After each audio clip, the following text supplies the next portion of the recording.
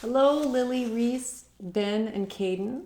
Thank you guys so much for your performances. I really enjoyed hearing all of them. You had some really fun and creative titles for your pieces today.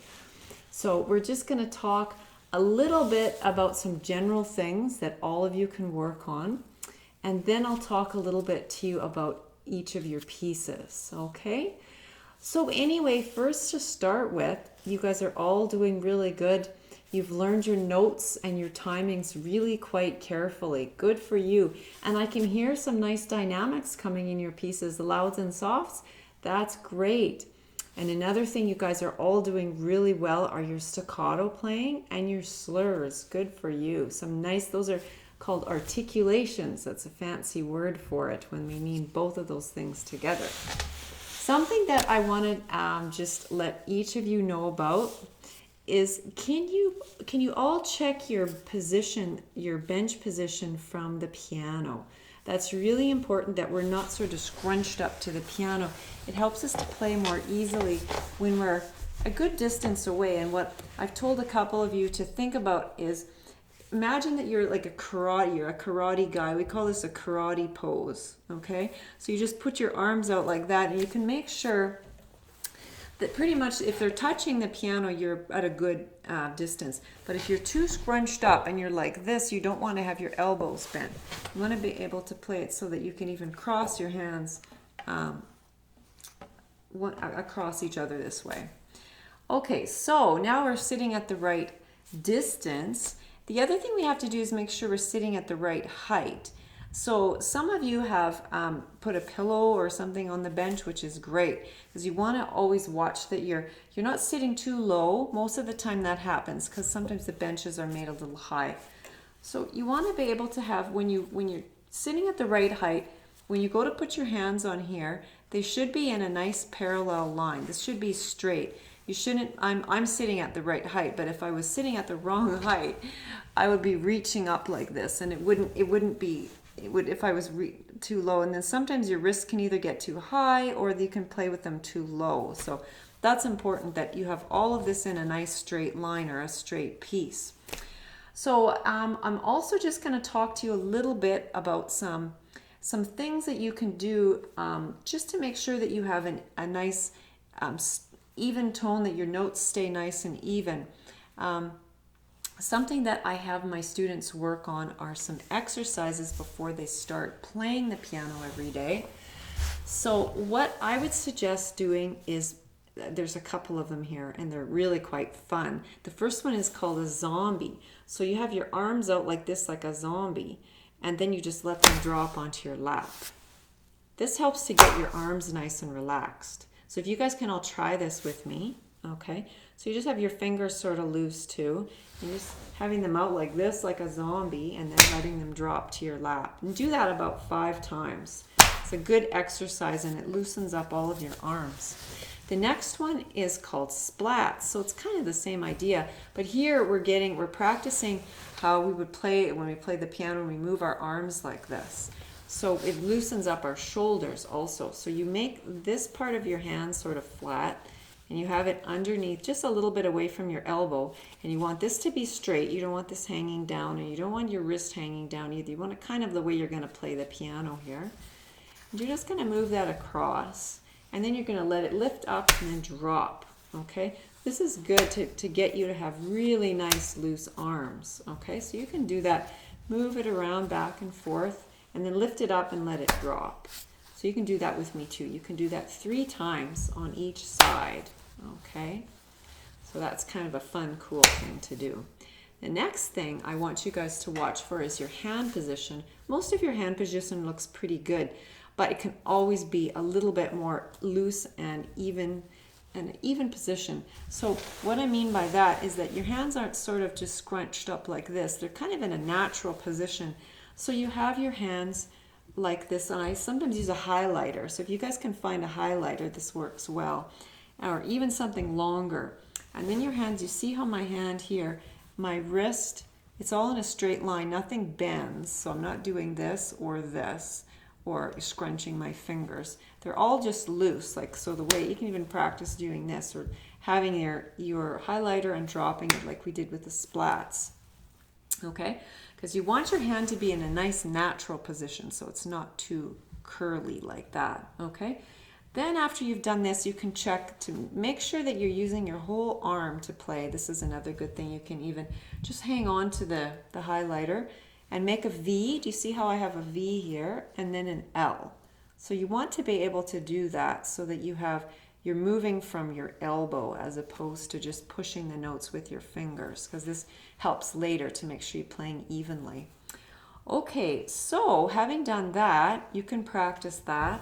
Then what you want to be able to do is make what I call drops, okay, like how we did. You can even do this first. Drop your hands into your lap. And then you're going to hang on as though you have the highlighter. You can even hold the highlighter with your other hand. I have my students try this too. Lift it up and then just let your finger drop on the keys like that. Okay? Different notes. So that you have a really nice, this is all relaxed and released in here. So you can do that with both hands. Okay? Just drop on different notes. Especially fifth finger is a good one to work on. Most people have trouble with their poor five. He wants to fall down. So that's an important thing to work on, so your fifth finger isn't playing like that. Okay? So, and then how to get that nice hand position.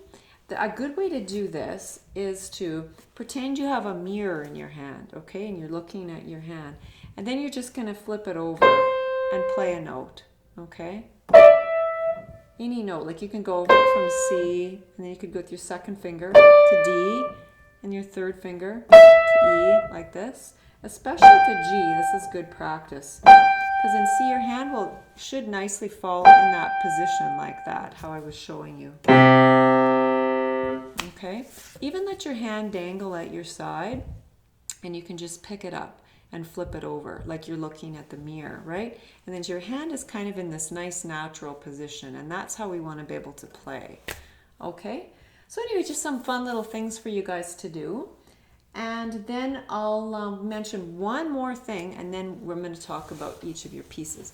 So Mr. Metronome, I wrote this on, I think, most of your papers, is that you need to be listening to Mr. Metronome. Make him your best friend.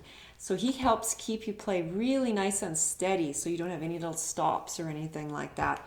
So for a fun exercise, what you can try doing is putting the metronome at different speeds and just marching around the room. I'm not going to do that. I'll just march in place, but you can get your metronome out and do it too. So set your metronome at 60, okay?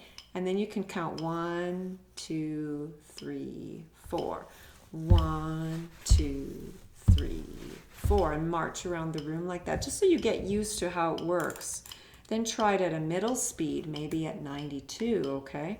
And then do the same, 1, 2, 3, 4. And then put it faster at 126, 1, 2, 3, 4. And you'll be all totally warmed up before you start to play the piano. So anyway, that's some things if you guys haven't gotten to make Mr. Metronome your best friend. It's a good way to start. So now I'll talk to each of you a little bit about your pieces. So we started out with Lily, and she played the Jazz Invention number 2. This is a great fun piece. And Lily, you've done a really good job. You've learned all your notes very carefully. Good for you. Good work on your timing. Good work on the tricky little, call that a syncopation, that tie there. You did that really well. You held on to that. And yeah, everything is going really well. Now you can start adding in all the fun things. I call this like decorating. When you've built your house and then you start putting the paint on the walls and you hang up the pictures, that's how it is when you add dynamics. And we add in different louds and softs to make it really colorful and interesting. So an invention is just a thing that a composer wrote. We call it an invention because it's an idea, essentially. So the composer came up with this cool melody or an idea, and then he plays it in each hand. It trades off all the time. So you want to practice this so that you hear it coming out clearly in one hand, and then the other hand has to be soft so we can hear it. So do it with like this.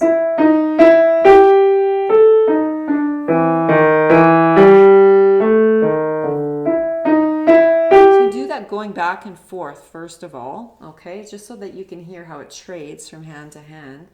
And then you can play these chords super quiet. I call that ghosting, when you just push them down really slowly.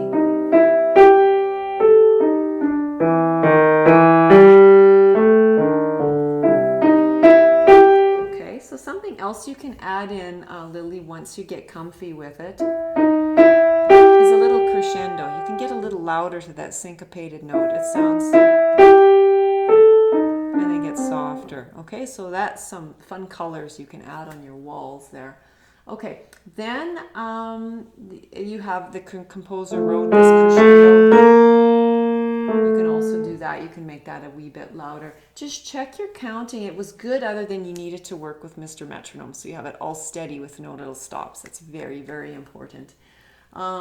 Just check your counting at measure 6 right here.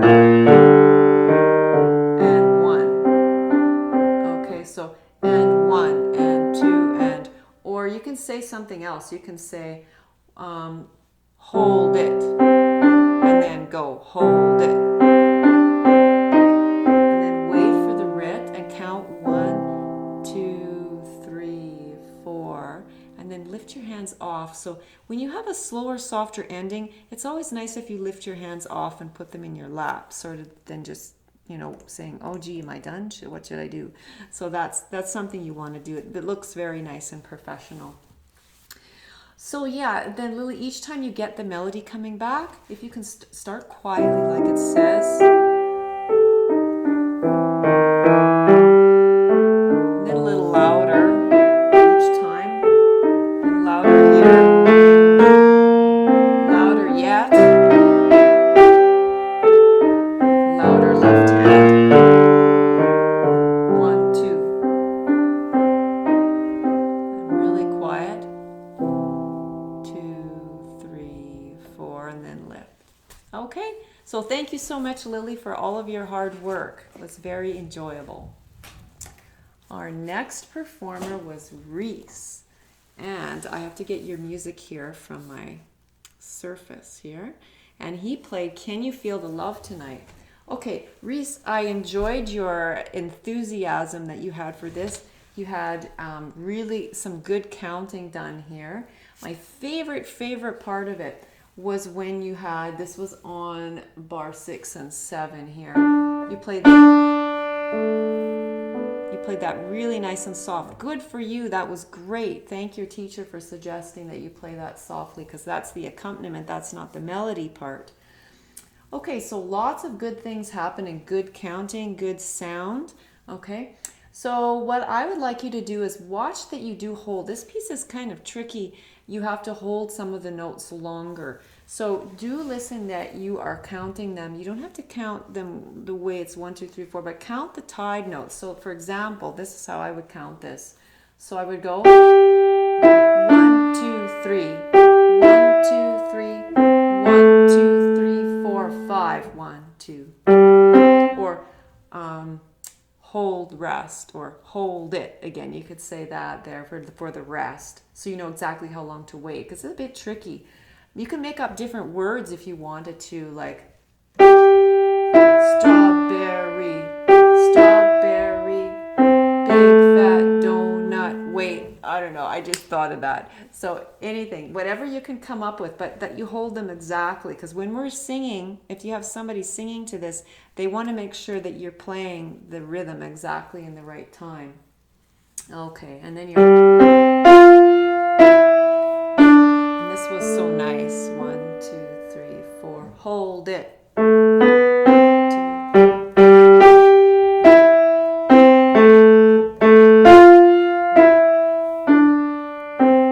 1, 2, 3, 4, 1, 2, 3, 4, 5, 6. You could count to 6 there because there's a pause at the end, which means you're supposed to hold it a bit longer. But anyway, good job, Reise. I enjoyed hearing you play it. Thank you so much. And then our next performer was Ben. And Ben played Sneaky Sam. Ben, this was terrific. Really good. You know, Mrs. Melody Bober, she would have loved to have heard you play it. It was great. So you had some fabulous staccatos. Your staccatos are really nice and poppy, and they have this great energy behind them. And I loved how you started so nice and quiet. Your dynamics were just bang on. I was thrilled to hear those. You had great staccatos, and then your legato was very nice and smooth. And yeah, and your forte, your dynamics were so good because I could hear how they got louder and louder and louder each time. It was terrific. Just a couple tiny things because I think you really polished this up really well. You could make your beat ones a little more sharp. You could also have a crescendo to that note there, and this could be a little bit more expressive. You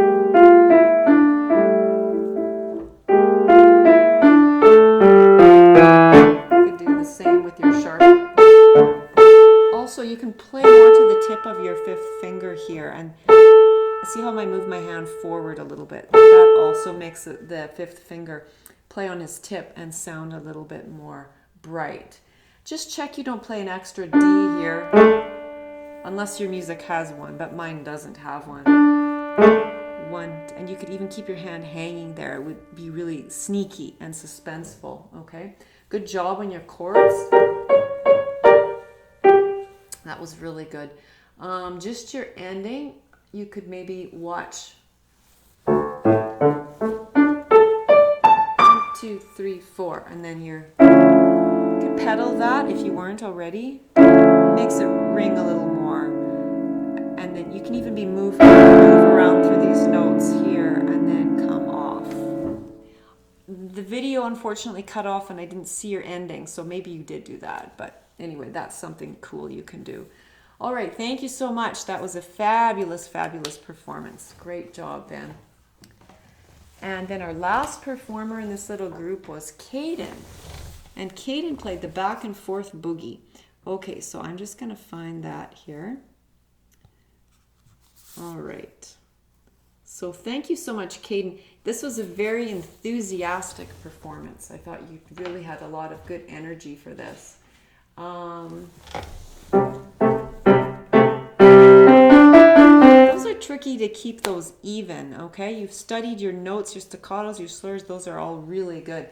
But this is a little uneven. So see if you can, this is a good thing to do with, remember how I was telling you about this? Play all of these staccato. And then gradually go faster. You can have a little bit of a bounce so that you keep those all nice and even there. Okay, same with you for your metronome. You've really got a good job of counting. You just need to keep it all steady at one pace. So yeah.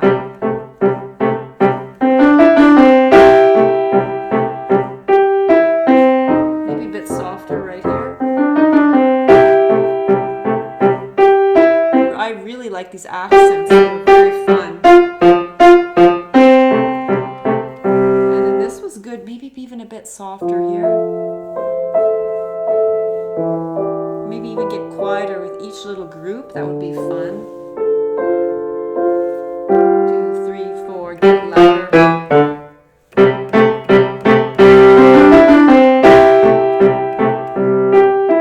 Quieter right here.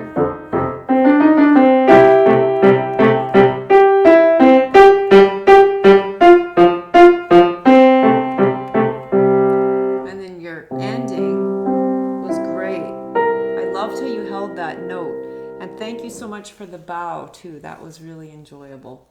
So thanks guys. I really enjoyed all of your performances, and I hope you learned something, and I hope you come back and play in the festival again next year. Hopefully it'll be in person, but this has been a lot of fun making this video for you, so I hope you enjoyed it.